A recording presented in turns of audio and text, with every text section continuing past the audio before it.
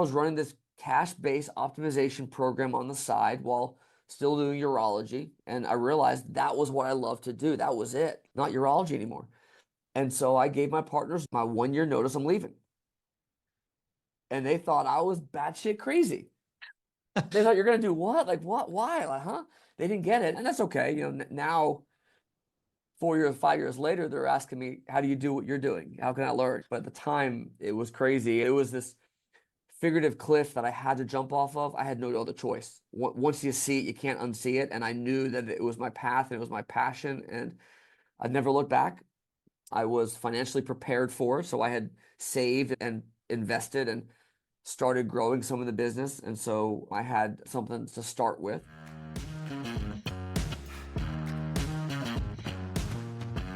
Today's guest is Dr. Tracy Gapin, who's a board-certified urologist turned entrepreneur. Now, what can a urologist teach you? Well, the answer is surprisingly a lot. Not only do we talk about men's health issues and how he transitioned to being a part of a physician's group to eventually launching a very successful business on his own.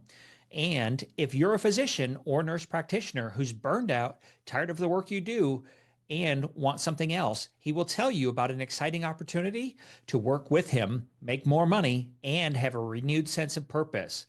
Dr. Tracy Gapin is a board-certified urologist, men's health expert, and founder of the Gapin Institute for Precision Medicine.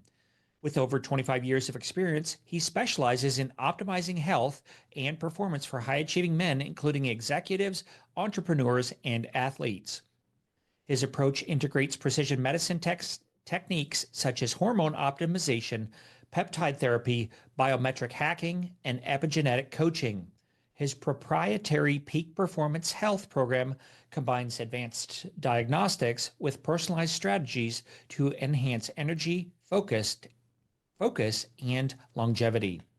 He's the author of best-selling books Male 2.0 and Codes of Longevity. And he's been featured on platforms like NBC, Entrepreneur Magazine, and various health podcasts. Dr. Gapin is also a TEDx speaker addressing topics like the men's health crisis and declining testosterone levels. Dr. Tracy Gapin, it's good to see you again. Hey, thanks so much. Glad to be with you today. So glad to have you on the podcast. We've connected a couple times and talked before this, but I'm really excited to share what you know with our listeners. So let's go back a few years to when you got into medical school. Where did that interest come from? I know a lot of doctors, it was from when they were really little. They always knew they were going to be a doctor, but tell me about your path. Yeah, that was me. I was in fourth grade and I knew at a very young age I was going to be a doctor. I don't even know why. My mom was a nurse, but I somehow really had a passion for medicine, for helping people, for anatomy. We had a diagram of the heart on the ground made out of tape, the four chambers of the heart that we had to walk through to learn, how the circulatory system worked. And I remember being fascinated by just the anatomy of it all. And so I knew at that very young age I would be a doctor. I didn't know what kind until I got into medical school. And I knew I was going to be a surgeon, in fact, but I didn't know what kind of surgeon until my third year of medical school, when you kind of learn the different specialties. And I really fell in love with urology at that point. Yeah. It's always fascinated me. Like, how do you fall in love with urology? The joke is I love male genitalia, but Yeah, I'm sure you hear that all the time. yeah. So all kidding aside, at the time, I recognized that every specialty has a personality to it. You look at orthopedic surgeons, they're like the jock, the carpenter who just wants to get back on the golf course. The neurosurgeon is the brainiac. The cardiovascular surgeon lives and breathes for his job, never leaves a hospital. The ophthalmologist has a bunch of toys and has a whole team and just makes a shitload of money, never does much. And these are obviously generalizations. Sure, I'm of being course. silly here, but urology was a bunch of great guys. They enjoyed what they were doing. They had balance in their life, so they weren't so hospital dependent. They got to do great surgery, did some outpatient office stuff as well, helped both men and women, young and old, and it just really fit when I did a urology rotation. Personality wise, it fit for me. Now, what I've learned since then is that there's probably some psychological background to that I didn't even realize was happening at the time. So urology is predominantly working on older men. Okay. Older men's health issues are 80% of what I would say we focused on. And I had a real issue from childhood with I had no father figure growing up. My parents divorced, crappy childhood, had no real father figure. And I don't know if it was a subconscious effort to really focus on men's health and how do I help men, be a more present and engaged father. What I can tell you is for me, what drives my emotion like nothing else is my kids. And being a father to me is what life is all about. And it brings me the most incredible joy. And everything I do is for that purpose. My life is to be devoted to being the best dad I can be. And so I think that all kind of ties together, that my passion for men's health goes deeper than just what specialty is most appealing from medical school. I think there's an underlying, passion for men's health as well. Let's unpack that a little bit more. So Yeah. you had a kind of a rough childhood. Mom and dad separated. You're living with mom or dad or both? Lived with mom. So parents divorced when I was 5. I lived with mom. We moved from New Jersey, where I was born, to Texas with her new boyfriend, who she married. But he was never a real father figure for me. He was a man there, but he was not the role model at all that I needed. Certainly not the father figure that I should have had.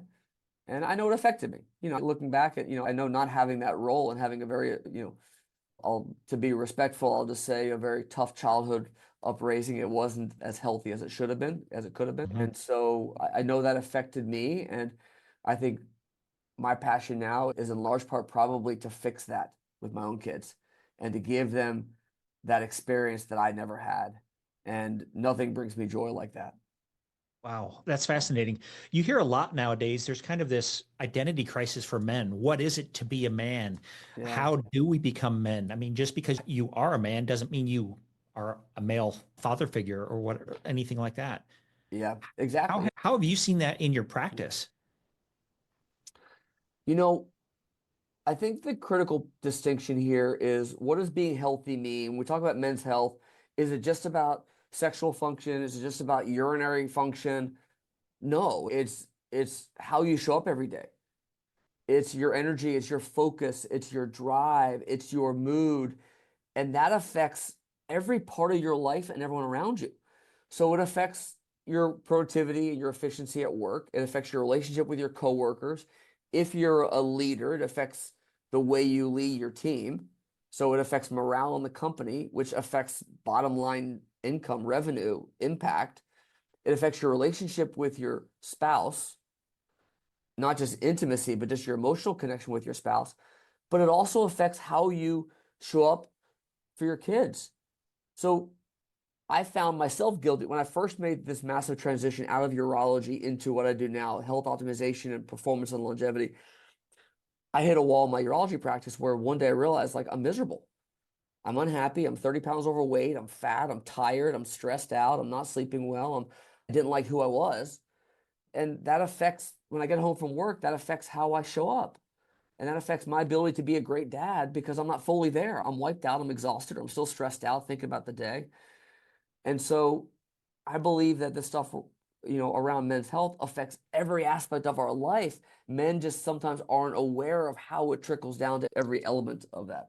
So you were working for somebody else at that time in private practice or yourself, a small business? Tell me a little bit about the structure and Sure. how that was. Sure. So I finished my urology and urology and general surgery residency. It was 6 years at University of Florida. Finished in 98 and I was in '04. Went from 98 to '04. I joined a urology practice in '04 in Sarasota, Florida. Stayed with that same practice all the way through. So I was with them for 17 years. 2 years in, I became a partner. So I was a partner in a 5-man urology practice, and I'm running a very successful, lucrative practice and doing robotic surgery, doing advanced prostate cancer detection and minimally invasive prostate cancer treatment, and doing all kinds of cutting edge robotic stuff. But I was still dead inside. Why were you feeling dead inside? Was it what was causing that lack of fulfillment? I love that we're going down this path, Matt. You know, the movie Jerry Maguire, there's that scene in the very first 15 minutes where Jerry Maguire gets fired, Tom Cruise gets fired, and he's on the phone frantically trying to get a hold of all of his clients, right? To save them before they flip to go to another agent. And he's on the phone with Cuba Gooding Jr. Remember that? Oh, yeah. And he shows his switchboard of all the lines on hold, and he cannot get off that call. He's trapped. He's stuck with that one guy when all these other people need him, but he's stuck with that one guy. That's how I felt every day, Matt.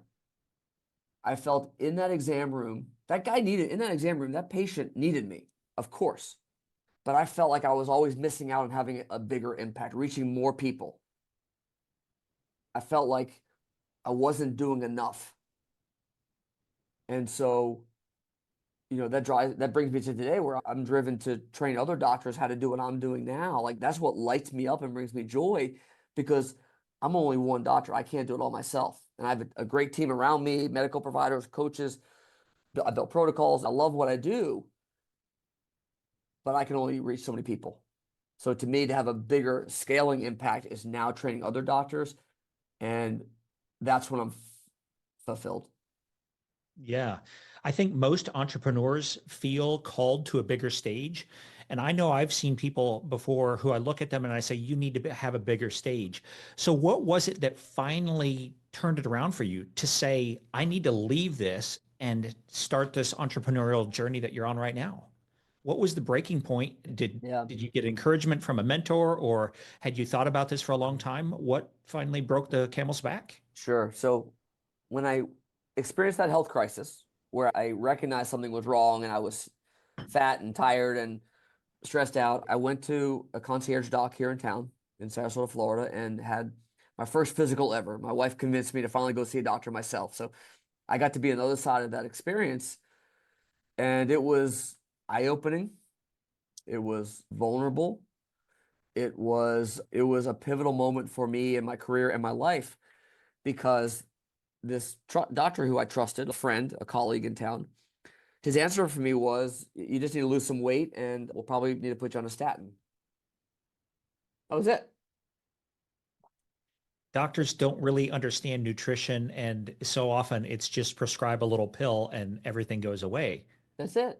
And this is a concierge doc. Like this was, I was willing to shell out some cash to get high level service. And now I realize that concierge medicine is just better access to the same shitty system that's failing us. And so it's not necessarily any better. But that is what triggered me to, first of all, acknowledge that here I was the men's health expert and I could take your prostate out and I could do a complex robotic surgery, but I didn't know how to fix myself.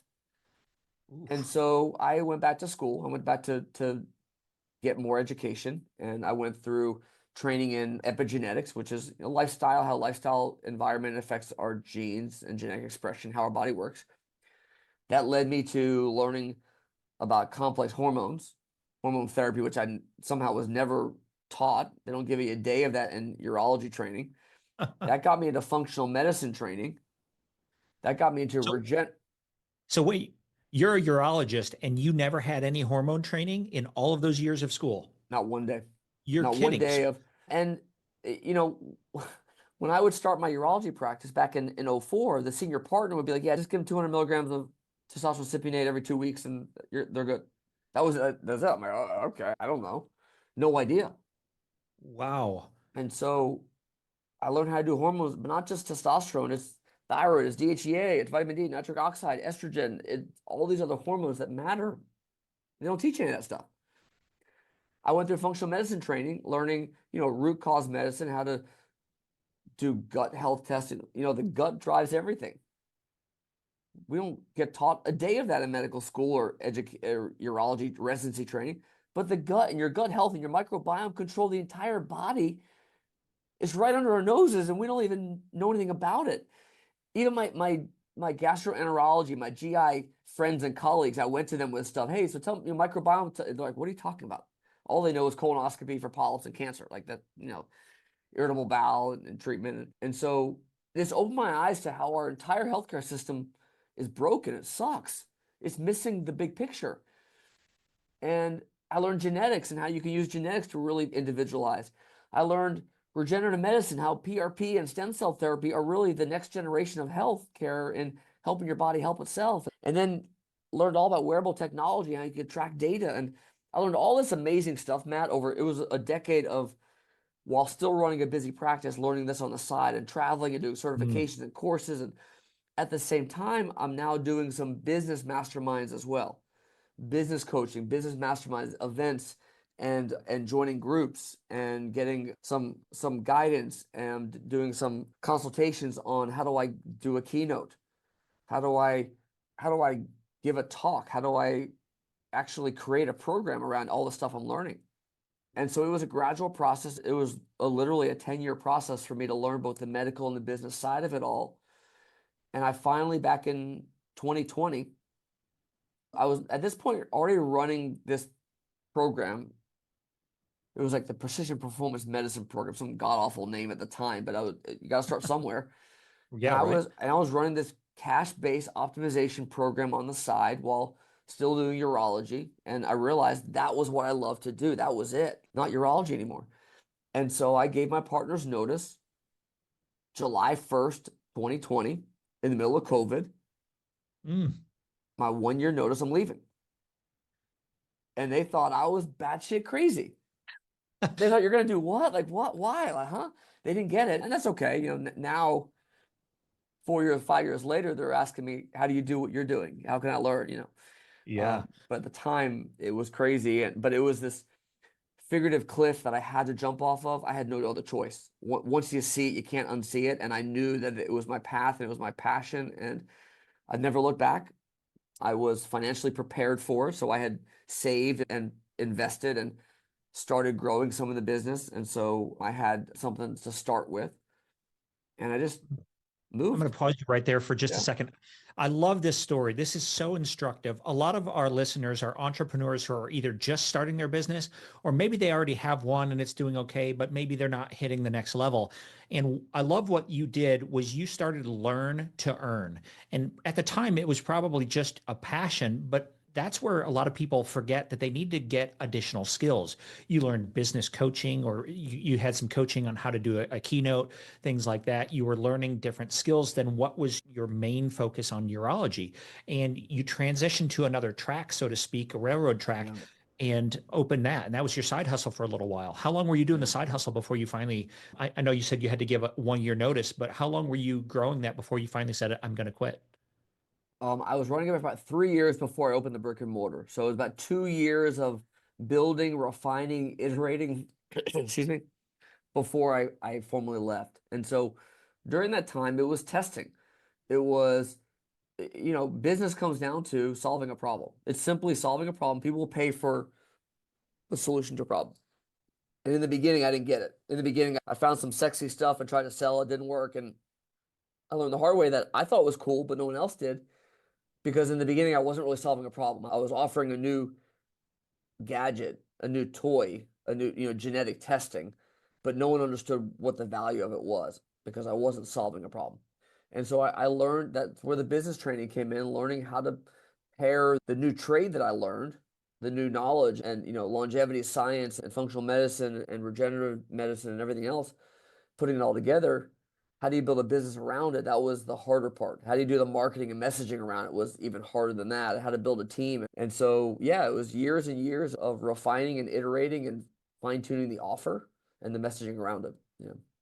If you had to go back and figure out how to solve the problem sooner, what advice would you give to new entrepreneurs who may be going through something similar? Yeah. Talk to your audience, talk to your avatar. Find, who, like for me, my target audience very clearly, it's the 50-year-old business owner, founder, CEO. He's running a small business. He has 20 employees. He's married. He has 2 kids. They're in high school. He is tired. He's stressed out. He has belly fat. He's exhausted every day when he gets home from work. He is listening to Peter T and Huberman and all these other podcasts and Rogan, and they sound great, but he doesn't know what to do. It's all a bunch of noise. He's confused. He's trying a few supplements, a few peptides here and there.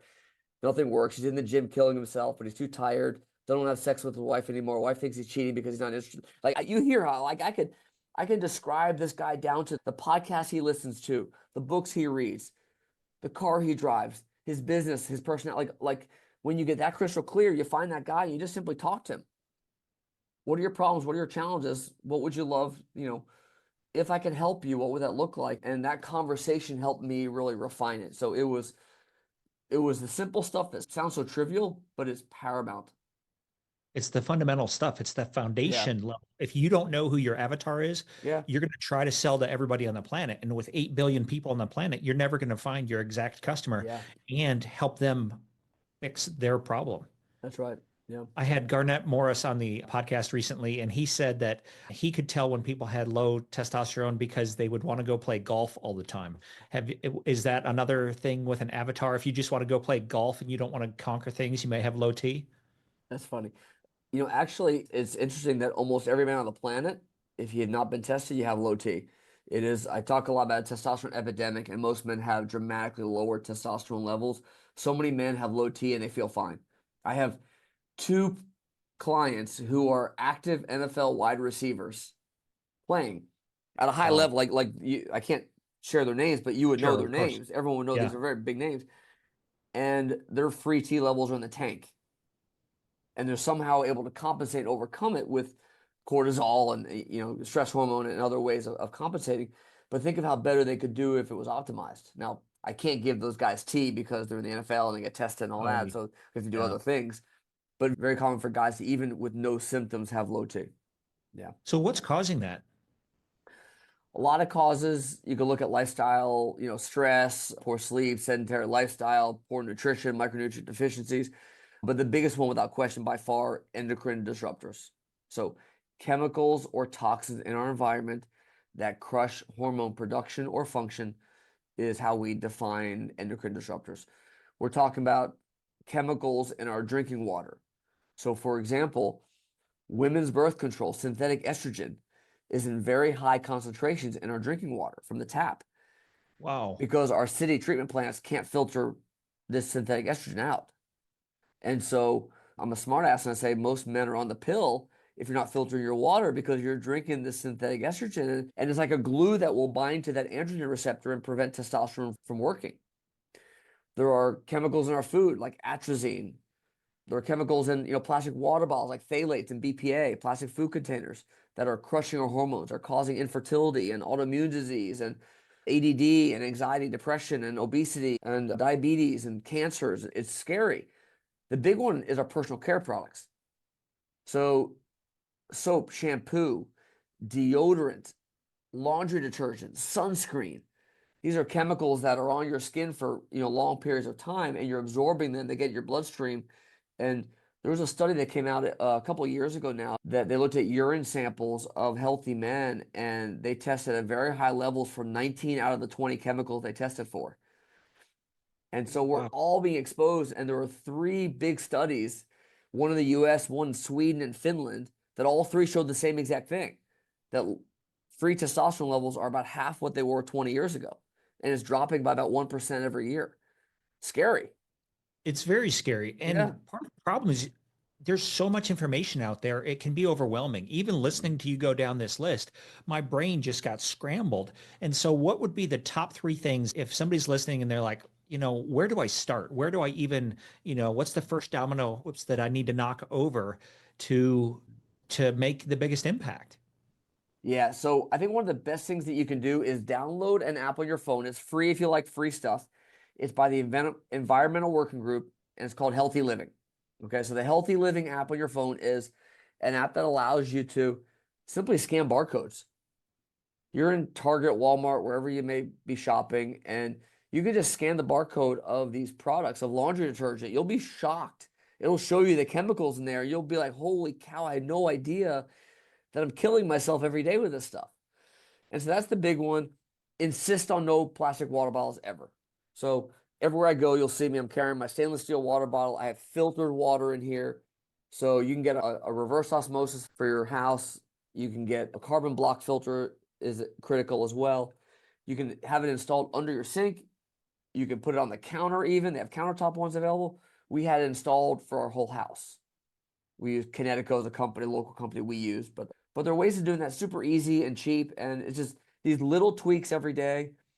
Fruits and vegetables is a big source of chemicals where they're spraying, herbicides, pesticides on the crops, and so be sure you're eating organic fruits and vegetables. It's definitely worth the extra money for that to avoid the chemicals, especially when it comes to meat as well. Make sure you're eating organic grass-fed meat and wild-caught salmon as well, wild-caught fish, because otherwise you're ingesting a lot of chemicals. You mentioned deodorant. I don't want to stink. I don't want to have body odor, Yeah. but I have heard that some of the aluminum in the deodorants is causing problems. Is that true, or is it something else in the deodorants? There are a lot of other chemicals in the deodorant, like parabens and some other stuff as well. So deodorant is tricky because a lot of the natural ones, they don't work as well, and a lot of guys have issues with odor. And so you'll have to test. I was just asked on a podcast the other day, which one am I using? And I don't even know because my wife is so obsessed with this now. She does all the shopping and she'll find me good ones. I'll say, yes, I love that one. Just keep getting me that. So you kind of got to play around with it, but use the app and get a couple of the clean ones and find one that works for you that you like the smell of, etc. Yeah. Have you seen, or I just lost my thought. Since you have access to labs, have you looked at like your values going down or changing when you make these lifestyle changes? So the changes in lifestyle when it comes to testosterone is going to be a slow mover. So I like to look at it as you're building. You're putting the building blocks in place. You're taking one baby micro decision at a time that's going to over time have a compounding effect.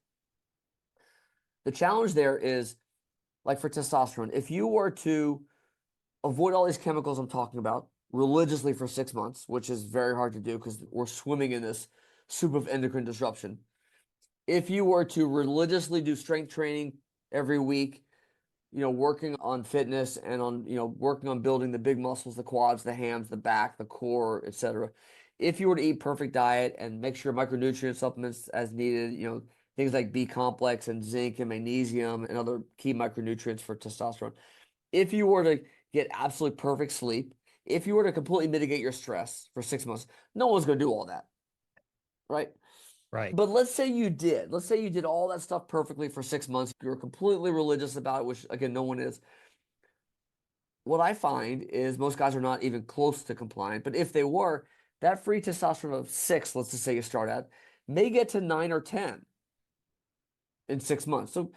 So yes, we've made some progress. We can see some micro results.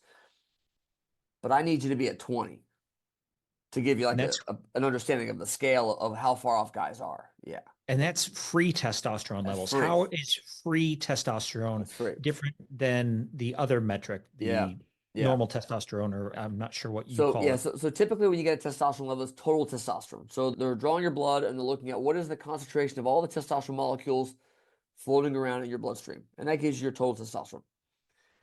For testosterone to have any actual effect, for it to have any biologic impact, it has to get into a cell, go through the cell wall of like a muscle cell, for example.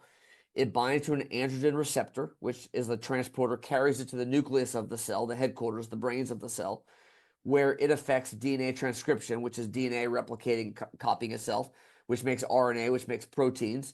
And those proteins or enzymes is what gives you the outcome. Building more muscle, having better energy, better lipids, better blood sugar control, all the great benefits of testosterone. The problem is that 98% plus or minus of your testosterone is actually not available. It's bound to proteins in the bloodstream like sex hormone binding globulin, SHBG, or albumin or other proteins. And so 98% of the testosterone cannot ever get into that cell. It's this big fluffy molecule. It doesn't do anything. It's worthless. You're measuring the wrong number. And so what you really care about is the free testosterone, which is how much bioavailable free testosterone molecules do I have that will actually be able to penetrate the cell wall and carry those steps like I talked about. And so that's why we want to be looking at the free, not the total, because that's what really matters. And that SHBG protein I mentioned, levels for that can vary dramatically, which can affect how much free you have. And so coming back to the guy I was talking about, if he was religious for 6 months, the free testosterone, Mhm. our target's around 20 picograms per milliliter is our general target. Most guys I see off the street, if you've never been treated, your T is probably free T is going to probably be like 6, 7, 8-ish, sometimes 3, 4, 5, like pretty poor. For that guy to do the natural stuff for 6 months religiously to get just to 9 or 10, in my opinion, this is now where there's the art of medicine. Sure. I think you are wasting time. That guy needs help. We know that testosterone is critically important for cognitive function, for focus, mental acuity, memory, concentration, mood, sense of well-being, sense of drive, sense of purpose, confidence, feeling like a man, metabolism, ability to build muscle, burn fat, bone health. It actually is incredibly valuable for cardiovascular health. It lowers lipid numbers, it reduces inflammation, it improves blood sugar control. Studies have shown that men with low testosterone have a higher risk of heart disease and dying younger. And so instead of messing around for 6 months, hoping that they're going to do everything right and then talk about TRT, I'm like, no, I do it from day one. Because what we do when I can get that 6 up to 20 within 2 weeks, now what happens is you have more focus, you have more productivity and efficiency during the day, you have more energy, you have better mood, better confidence, you feel alive, you're like, let's freaking go. You're more likely to make better decisions when it comes to what you eat, how much alcohol you're drinking, how much you're working out. You're able to get your work done so you can actually turn it off at 5, 6 o'clock and actually be present and engaged with your family, with your wife and your kids, have sex with your wife at night, go to sleep on time, get a good night's sleep, and you're an entirely different man. And the key word that I like to use here, and this is actually going to be the title of the book that I'm halfway through writing, is momentum. It's all about momentum. I'm giving that guy momentum to get things going in the right direction. Now he's more willing to make all those lifestyle changes that are still important. Like, I'm never going to say just take tea and you don't have to worry about that stuff. Like, it's still critically Right. important for a lot of reasons. And the endocrine disruptors and the nutrition and the sleep and the fitness and the stress mitigation, those are all paramount. But I'm giving the guy the momentum to make those decisions a lot easier because he's confident and he's alive and he's driven from day one. What's the number one thing that stops clients of yours from wanting to go forward with testosterone therapy? Misinformation and fear. Fear Yeah. of what? So when I was in urology for 20 plus years, we always thought we were somehow learned this that testosterone was bad for you because it can cause cancer. It can cause prostate cancer, like Mm. gasoline on the fire. We now recognize that's completely false. There was one study back in 1941. Charles Higgins found that when you castrate a guy, prostate cancer shrinks, goes away, which is Mm. true. We still know that to this day, that for advanced metastatic lethal cancer, castration will suppress the growth of that cancer, no question. We therefore assumed, however, that must mean that giving you tea is bad and it'll cause that cancer. And so we let guys suffer for decades and decades until we finally realized, well, wait a second. There's this concept that once testosterone gets above about 100 or so, there's no more stimulation. From 100 to infinity, you've reached a saturation point where those androgen receptors are full. You're no longer stimulating any growth. And so we have men who have had prostate cancer treatment, they've been given testosterone, and no change in the recurrence rate, cancer coming back in those men. We've had men, general population, who we optimize, fix their testosterone, and their incidence of prostate cancer doesn't go up at all. In fact, it actually comes down a little bit. So we know that men with low T actually now have a higher risk of cancer than men with high testosterone. Again, low testosterone correlates with higher risk of prostate cancer. So then we found the third cohort is, well, what about guys who are on active surveillance, meaning they have low-grade cancer, it used to be called Gleason 6, the very low-grade indolent, non-aggressive cancer that we will now follow with what's called active surveillance.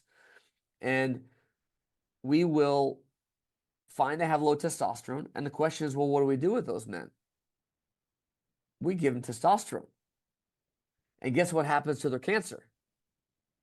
Goes down. Nothing. Or does it? Nothing. Nothing changes. There's no increased growth or incidence that those guys need treatment. And so we now recognize that testosterone just doesn't cause cancer. Long story short, testosterone does not cause prostate cancer. And in many cases, even men with prostate cancer can safely get testosterone. So that's one. The other one is heart disease. Long story short, low testosterone, massively increased risk of heart disease, major adverse cardiac events, and early death. And so that's the big reason is misinformation and fear around prostate cancer and cardiovascular health. And what about this thought that if you take testosterone, Uh, there's shrinkage, and you know where I'm going with this because I it's know, yeah, probably the number one thing. And I know that you and Dave Asprey had a yeah, conversation about this, but you don't yeah, need to just talk about that a little bit. yeah. So when you take testosterone, you're turning off your own internal production. And so therefore your testicles will shrink. You have testicular atrophy. Some guys don't notice it at all. I personally have been on testosterone for many years now. I've not had any loss in testicular volume, but there are ways that you can stimulate testicular growth if that's a problem, if that's a concern. What I thought you were going to ask me is, well, what I just mentioned is that, well, wait, if you're giving me testosterone, you're turning off my own body's production. Right. I don't want to do that. Well, the answer to that is the reason I'm giving you testosterone is because your own production sucks. Your own Right. production is a third of what, a quarter, a third, a half of what you need. And so do you want to keep living miserable like you are, suffering with the cognitive, energy, mood, body composition, metabolism, cardiovascular risks and downsides of low T? Or do you want to fix it? And so I'm going to give you testosterone and I'm going to give you consistent daily levels of where you need to be so that you'll have those benefits. And so, yeah, we are suppressing your own body's production. And I like to say, whenever you want to stop testosterone and feel like crap again, just stop it. You'll go right back to where you were before. It's fine. Go right ahead. But the answer is no one does. I was going to say, no, once you get on that, I'm sure nobody That's right. suddenly says, no, I want to go back to the old way. No. That's right. Well, Yeah. this has been great. I want to pivot and go back to you. You basically started where you are right now, this new business, and got into the entrepreneurial arena. Yeah. So, how was that transition, and where are you now? So it's been an amazing transition for me. I can truly say I love what I do. I freaking love what I do now. I love every day. It's not a job, it's not work, it's a passion, and I just freaking love it. And I built an amazing team, I built an amazing business, and I love to continue to nurture it and grow it. And, part of the leadership training I've gone through is to learn how to step away and empower my team members to step up and assume positions of leadership and autonomy and let them grow. And I've seen that my team has blossomed when I've done that with them. And that's enabled me to step into my visionary role as well and have a bigger impact because now I'm able to get on more stages and do more fun podcasts like this with you, Matt, and to really amplify my message and refine my message and make more content and be a thought leader. And now, as I mentioned, this, my new focus on training other doctors. I couldn't do all that if I was still in the trenches and doing all the nitty gritty work. And so that's been just so much fun. How many patients do you think you were seeing a year when you were doing just the one-on-one urology practice with your I saw when I was in my office, I would see about 50 patients a day. 50 a Now, day? So, 50 a day. Well, how many I would was, that? yeah, I mean, I was operating 2 days a week. So when I was in surgery, I would be maybe doing, 4, 5, 6 surgeries. One day, one half day a week, I was in the surgery center, maybe doing 25 cases as well. And so I might see 200 people a week, let's just say. And so that's, what is it, 10,000 a year, give or take, somewhere in that kind of, and then obviously some overlap. People, come see me twice, but call it, 6, 8, 10,000 people a year that I was treating. The real problem is when I was seeing you in the office, when you're one of those patients, one of those 50 that day, it was a 10-minute time slot. 2 minutes on the front end is for the nurse to do her check-in and vitals and go through your med list. 2 minutes on the back end is for her to finish up and give you your samples and for you to get your checkout stuff and your prescription and your next appointment and stuff. I had about 6 minutes with you. Like, how much could I possibly freaking accomplish in 6 minutes, right? You think Drop the drawers, cough, and move on, right? it's how you doing? Good to see you again. Your lab showed this. Quick exam. Here's your new drug. Or let's schedule surgery. And if I did spend more time, now I'm behind and I'm late, and the next patients they're pissed off, they're upset that I'm late. I look like the jerk surgeon who has no consideration, and it's like I can't win either way. And so you're like a rat on a wheel, and you're just trying to keep up. And the bureaucracy and the hospitals and the insurance companies and the red tape and the documentation, all just the bullshit around it all, Matt, it prevents you from doing what you want to do. And that is just helping people. And so it's frustrating. Yeah. Yeah, for sure. Yeah. I believe that all of us are here to serve as many people as possible. And I know that when I was a paramedic on the ambulance, it was one patient at a time. But now that I own a school, I can help more people. And if I train paramedics, then I get more leverage. And it kind of is this light effect, Yep. right? Yep. You bring your light higher and you can shine it more on more people. So, how many people are you helping now through your practice?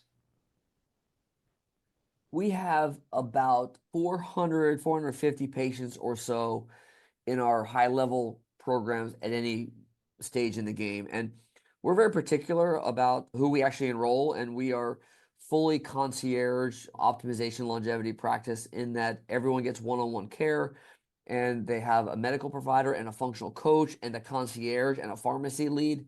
And so there's a lot of higher level care that we provide. And so I don't want the high volumes. I want to be very Gotcha. particular who we work with. And it's also one of the things where, you have to commit.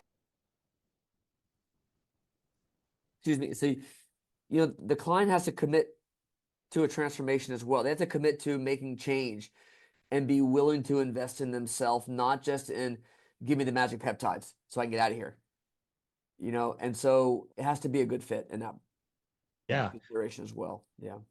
Okay, so that makes sense. So some people go with the Walmart business model, and no offense to Walmart, they serve a lot of people, Yeah, but it's the how many people do you serve at what depth kind of thing.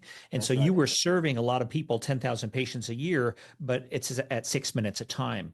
And so Yeah. now you have a lot fewer clients, but you can give them a lot more of all the knowledge that you've acquired over that 10-year learning span. That's Yeah, great. exactly. One visit with one of our clients may take 60 to 90 minutes, and that's okay.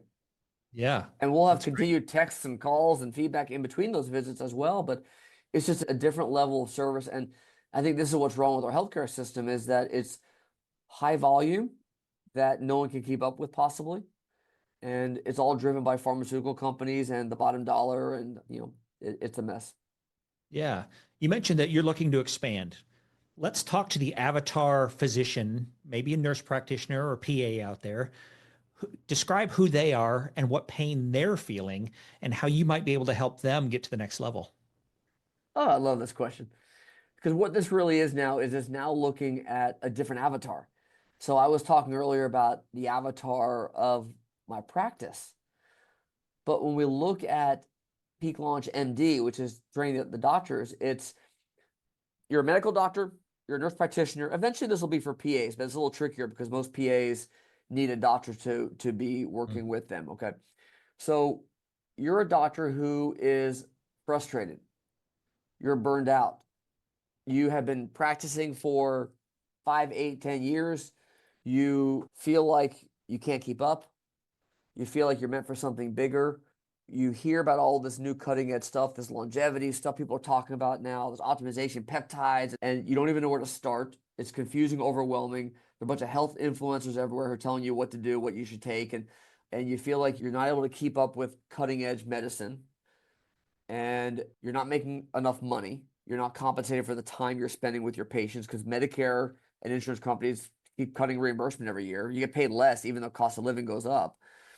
You're tired of the nonsense bureaucracy and the corporate office making more money than you are at the hospital. You're tired of being denied coverage by insurance companies for the surgery that you're trying to do for your patient. Prior authorization bullshit. You're frustrated, and it's not, and burnout doesn't even give it justice, Matt. It's like a soul crushing sense of defeat. Like you committed your entire life to medicine and it's just not what you thought it would be. And so that's the avatar I see very clearly, that doctor, that nurse practitioner. And so I can relate to that person because I was there. Just like my clients, and I say clients, not patients, because we don't treat disease or illness, we treat people. My clients in my programs, I know that because I was there as well. I was that exhausted, fat, stressed out person myself who was unhealthy, and I had to learn how to fix it. And so this goes back to what you mentioned earlier is that, knowing the avatar so well, it makes it so much easier. And so I'm just now starting this Peak Launch MD program, but it's already getting traction much quicker than the first iteration with treating clients because I now know how to hit pain points and how to solve the problem fast. Yeah. Yeah. One of my favorite movies is the movie Catch Me If You Can. And Oh, that's good. Yeah. one of the things that comes out of that movie is that he goes and he teaches college someplace.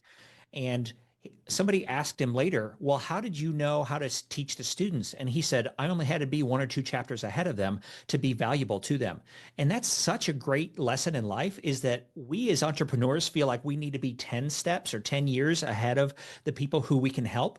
But the reality is, you've been doing this for a while. But if Yeah. you're a new entrepreneur, you only need to be about two steps ahead of the people who you can benefit, right? You could Yeah. be a junior in high school and training freshmen, or you Yeah. could be a 3-year entrepreneur training somebody else. So I think Right. that's an amazing example. Yeah. So we're kind of winding down, but I want to ask, well, let me ask you before I ask my question. What haven't I asked you that I should have asked you that you want to share? Well, I want to actually comment on what I love what you just said. I want to just give a little bit extra to that is I love that. And I think a lot of people, what holds them back from the next level? Like, why don't doctors leave their practice like I've done and walk away from it all and take this massive risk? It's fear. It's imposter syndrome. I'm not good enough. I could never do that. I'm just a simple country doctor, or I'm just an ER doctor, or I'm just a primary care. I can't learn all this stuff. I don't have time. I'm too busy. I'm outside. My kids are in sports. It's all bullshit. Limiting beliefs. Limiting beliefs that I can't ever get to what you're doing. No, it's different here because, or no, my town, they'll never pay cash. No, they only use insurance. It's all bullshit. It's all limiting beliefs holding people back. And what I like to say is you can't compare your beginning to somebody else's middle. I'm in the Oh, middle. I acknowledge full transparency. I'm in the middle. I'm not at the end. I'm still growing. I'm learning every day. I'm getting better, and I'm nowhere near done. But I can certainly, like you said, teach people how to get to where I am. And full transparency, I left a seven-figure urology practice in 2020. I went to zero when I first left, right? I got to 2.1 by the end of year one. I wow. got to 2.9. I got to 3.5, 4.1, and now we're going to hit 5 million this year in gross revenue. And I'm Wow. only 3.5 years into a brick and mortar practice center, Gapin Institute. And so all the limiting beliefs, all the objections that you have are all utter flat out, excuse my language, bullshit.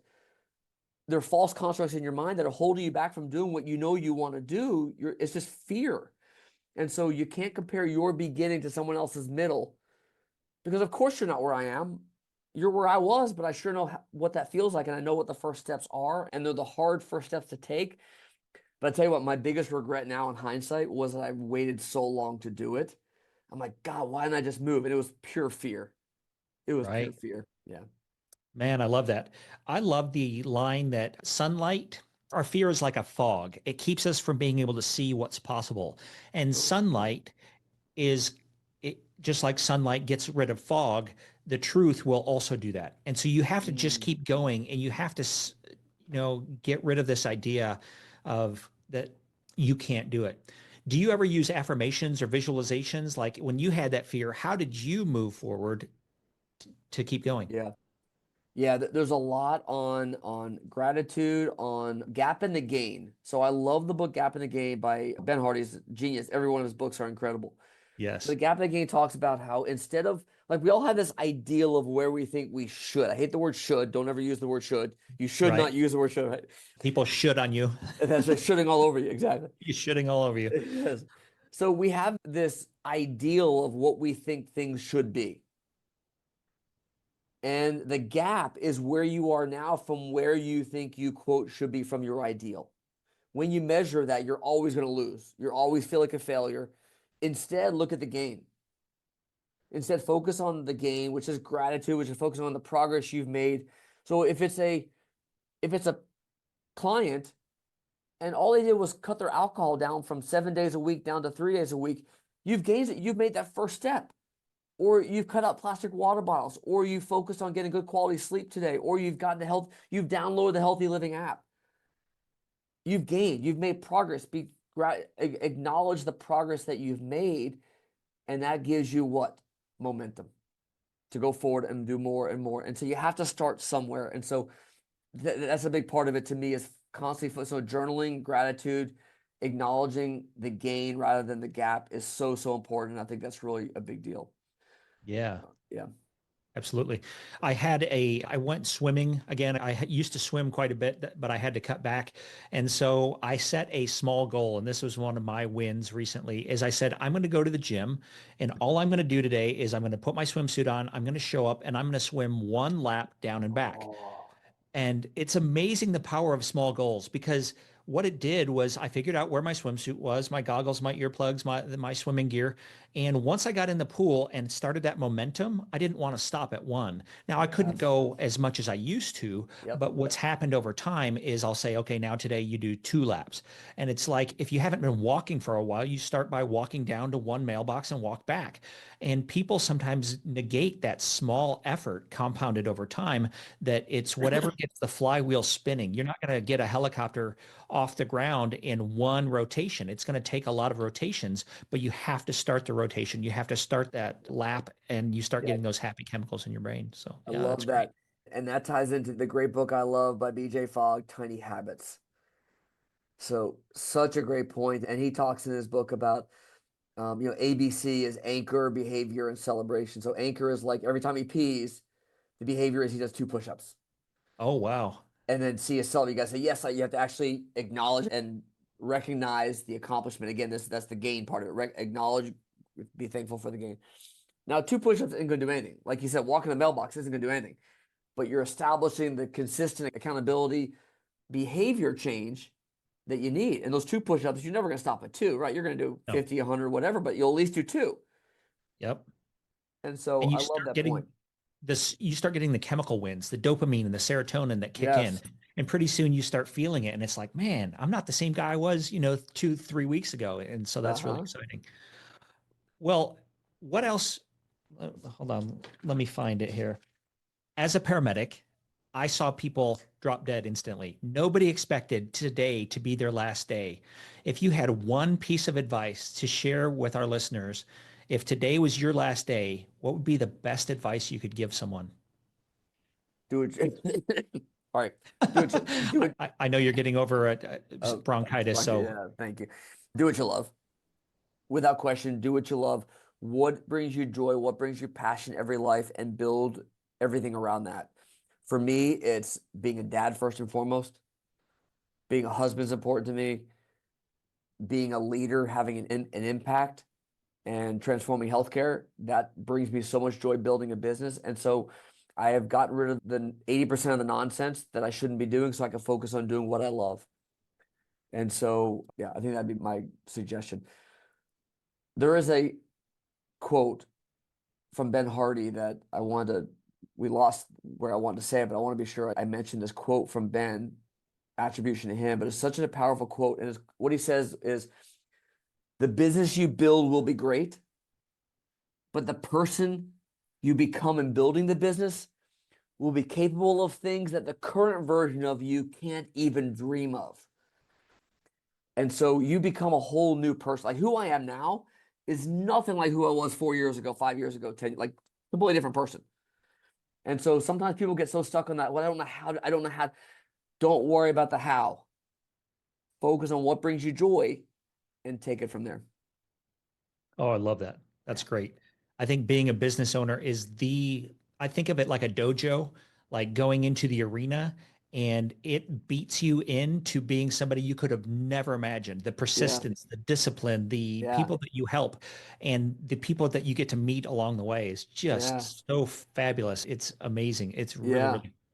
Yeah. It's fantastic. I wanted to ask you more about peptides and all of that. What are your opinions on peptides? So peptides are generally kind of a short-term thing, right? But if they're long-term, how do you address maybe the root cause? Yeah. So peptides are amazing. They're signaling molecules that your body already recognizes because they come from your own body. They're synthetically made, sequenced based on the signals that your own body made at one point, but they've diminished over time. However, the problem I have is there are people, other providers, who will try to make peptides the be all end all. That just take a stack of A peptides and that'll solve all your problems. And it's utter bullshit. Yep. And my analogy for that is you're baking this cake. And this cake is this awesome, amazing cake, which is your health and your longevity. And it's the ingredients of your cake are gut health, nutrition, hormones, sleep, fitness, stress, toxins, mindset, community, all that kind of key stuff. That's the foundational, those are the building blocks. Once you bake this cake, now you can put the frosting on. And the sexy frosting is like the peptides and the hyperbarics and the plasmapheresis and the cryo and all these other sexy. They're great, but there's a place and time for them. There's nuance, and this is where people think it's just the magic bullet, and it pisses me off when I see people just trying to sell just a stack of peptides when that's not what you need. So I love peptides. I'll use a peptide here or there, cycle it with maybe another one, maybe use one or two here for a little while, cycle it, and it takes nuance to it. It's not just like take one forever or take one and then you're done kind of thing. Yeah, they can augment everything else you're doing, but they're not going to solve, like if you have major gut health issues, if you have major hormone deficiencies, if your sleep is off, if you're eating the wrong foods based on your genetics, peptides cannot help you. Yeah. You like to share your message. You like to speak. So if people are wanting to learn more about you and maybe hire you for either a client or a speaking gig, how can people get a hold of you and find you?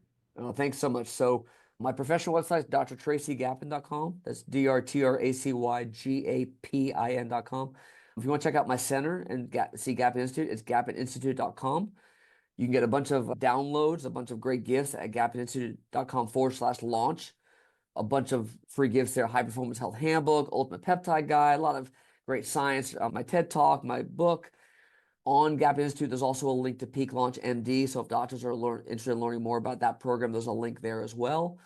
And then reach out to me if anyone has a group and audience that appreciates health optimization, performance, longevity. I love to speak, so I'll be happy to entertain anything like that.